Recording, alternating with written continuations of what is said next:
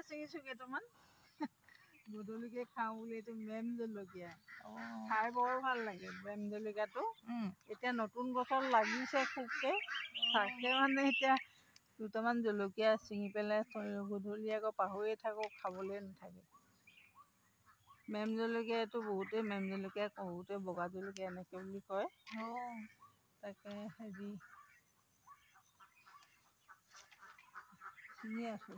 গোল জলকীয়া বুলিও এটা জলকীয়া আছে আমাৰ এইটো ফুল জলকীয়া নেকি? ফুল জলকীয়া এইটো বৰ লাগে, লাগিলে ছিঙি তত নাপাওঁ।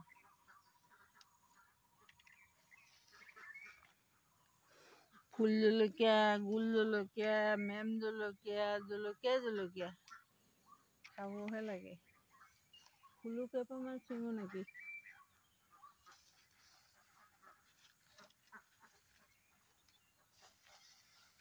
ফুলবোৰ ফুলি থকা দেখিলে ছিঙোৱে লাগে।